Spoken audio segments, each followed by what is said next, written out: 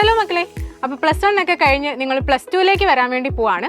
ഇപ്പോൾ ഒരുപാട് പേര് നിങ്ങളോട് പല കാര്യങ്ങളും പറഞ്ഞു തന്നിട്ടുണ്ടായിരിക്കും. അതായത് പ്ലസ് 1 നമുക്ക് പഠിക്കാനുള്ള കാര്യങ്ങളുടെ കണ്ടിന്യൂവേഷൻ ആണ് പ്ലസ് 2 നിങ്ങൾക്ക് പഠിക്കാനുള്ളത്. പ്ലസ് 2 നമുക്ക് ഒരുപാട് കാര്യങ്ങൾ പഠിക്കാനുണ്ട്.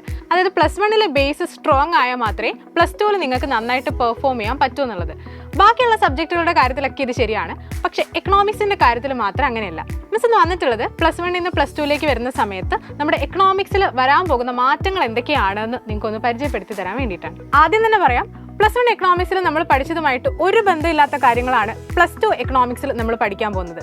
അതായത് പ്ലസ് 1 എക്കണോമിക്സിൽ ഒരു ടോപ്പിക്കും നമുക്കിവിടെ ആവശ്യമില്ല. പിന്നെ ചാപ്റ്റേഴ്സിൻ്റെ എണ്ണം പറയുകയാണെങ്കിൽ പ്ലസ് 1 നമ്മൾ 17 ചാപ്റ്റേഴ്സ് പഠിച്ചിരുന്നു. പക്ഷേ പ്ലസ് 2 എക്കണോമിക്സിൽ നമുക്ക് 11 ചാപ്റ്റേഴ്സ് മാത്രമാണ് പഠിക്കാനുള്ളത്. അപ്പോൾ എല്ലാവരും കരുതുന്നുണ്ടായിരിക്കും സിമ്പിൾ ആണല്ലോ, 11 ചാപ്റ്റേഴ്സ് പഠിച്ചാൽ മതിയല്ലോ എന്നുള്ളത്. പക്ഷേ പ്ലസ് 1 എക്കണോമിക്സിനെ കമ്പയർ ചെയ്യുന്ന സമയത്ത് പ്ലസ് 2 എക്കണോമിക്സ് കുറച്ച് ബുദ്ധിമുട്ടാണ് നമുക്ക് പഠിച്ചെടുക്കാനായിട്ട്. പിന്നെ പ്ലസ് 1 എക്കണോമിക്സിൽ നമ്മൾ 2 ടെക്സ്റ്റ് ബുക്ക് ആയിട്ടാണ് പഠിച്ചത്, ഇന്ത്യൻ എക്കണോമിക് ഡെവലപ്മെൻറ്റും സ്റ്റാറ്റിസ്റ്റിക്സ് ഫോർ എക്കണോമിക്സും.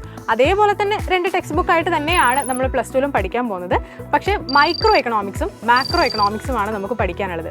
ശരിക്കും പറയുകയാണെങ്കിൽ യഥാർത്ഥ എക്കണോമിക്സ് എന്താണ് എന്ന് നിങ്ങൾ പഠിക്കാൻ പോകുന്നത് പ്ലസ് 2ലാണ്. അതായത് നമ്മുടെ ചുറ്റിലും നമ്മുടെ ഡെയിലി ലൈഫിൽ നടക്കുന്ന പല കാര്യങ്ങൾക്ക് പുറകിലും എക്കണോമിക്സിലുള്ള ഒരുപാട് തിയറീസ് വർക്ക് ചെയ്യുന്നുണ്ട്.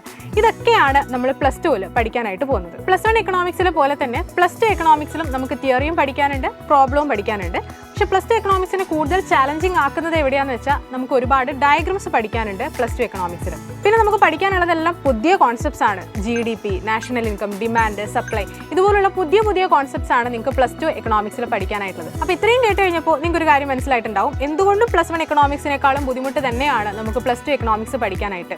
അപ്പോൾ നിങ്ങളെല്ലാവരും വിചാരിക്കുന്നുണ്ടായിരിക്കും അപ്പോൾ നമുക്ക് നന്നായിട്ട് പഠിക്കാൻ പറ്റില്ല, നല്ല മാർക്ക് സ്കോർ ചെയ്യാൻ പറ്റില്ല എന്നുള്ളത്. പ്ലസ് 2 എക്കണോമിക്സിൽ ഏറ്റവും ഉയർന്ന മാർക്ക് സ്കോർ ചെയ്യണമെന്നുണ്ടെങ്കിൽ അവിടെ ഏറ്റവും ഇമ്പോർട്ടൻ്റ് ആയിട്ടുള്ള കാര്യം എന്ന് പറയുന്നത് ഓരോ കോൺസെപ്റ്റ്സും നിങ്ങൾക്ക് അത്രയും ക്ലിയർ ആയിരിക്കണം. അതുപോലെ തന്നെ ഓരോ ഡയഗ്രംസും കൺഫ്യൂഷൻ വരാതെ ക്ലിയർ ആയിട്ട് പഠിക്കാനായിട്ട് പറ്റണം. അപ്പോൾ ഇതുപോലെ ഓരോ കോൺസെപ്റ്റ്സും ക്ലിയർ ആയിട്ട് പഠിക്കാനും ഓരോ ഡയഗ്രംസ് തമ്മിലുള്ള റിലേഷൻഷിപ്പ് മനസ്സിലാക്കി സിമ്പിളാക്കി ഡയഗ്രംസ് പഠിക്കാനും ഒക്കെ ആയിട്ട് നിങ്ങൾക്ക് കൃത്യമായിട്ടുള്ള ഒരു സപ്പോർട്ട് ആവശ്യമായിട്ടുണ്ട്. അവിടെ നിങ്ങളെ ഏറ്റവും കൂടുതൽ ഹെൽപ്പ് ചെയ്യാൻ പോകുന്നത് നമ്മുടെ സൈലത്തിൻ്റെ യുവ ബാച്ച് തന്നെയായിരിക്കും. യുവ ബാച്ചിലൂടെ ഏറ്റവും സിമ്പിൾ ആയിട്ടാണ് ഓരോ കോൺസെപ്റ്റ്സും നിങ്ങൾക്ക് പഠിപ്പിച്ചു തരാനായിട്ട് പോകുന്നത്. ഡെയിലി ലൈവ് ക്ലാസ്സുകൾ ഉണ്ടായിരിക്കും, കൂടെ റെക്കോർഡഡ് ക്ലാസ്സുകൾ ഉണ്ടായിരിക്കും. ഓരോ ചാപ്റ്ററിൻ്റെയും PYQ ഡിസ്കഷൻസ് ഉണ്ടായിരിക്കും. ഓരോ ചാപ്റ്റർ കഴിയുന്ന സമയത്ത് ചാപ്റ്റർ വൈസ് എക്സാംസ് ഉണ്ടായിരിക്കും. അതുപോലെ തന്നെ നിങ്ങൾക്ക് പഠിക്കാൻ വേണ്ടിയിട്ട് ഓരോ ചാപ്റ്ററിൻ്റെയും ഏറ്റവും സിമ്പിൾ ആയിട്ടുള്ള ഏറ്റവും ഷോർട്ട് ആയിട്ടുള്ള നോട്ട്സും നിങ്ങൾക്ക് അവൈലബിൾ ആയിരിക്കും. ഇത്രയധികം ഫീച്ചേഴ്സ് ഏറ്റവും അഫോർഡബിൾ ആയിട്ടുള്ള ഫീസിലാണ് നിങ്ങൾക്ക് ലഭിക്കാൻ പോകുന്നത്. അപ്പോൾ പ്ലസ് 2 ഏറ്റവും എളുപ്പത്തിൽ പഠിക്കാനായിട്ട് നമ്മുടെ യുവ ബാച്ചിൽ എത്രയും പെട്ടെന്ന് എല്ലാവരും അഡ്മിഷൻ എടുക്കുക. അപ്പോൾ പ്ലസ് 2 നമുക്ക് ഒന്നിച്ച് പഠിച്ചു തുടങ്ങാം.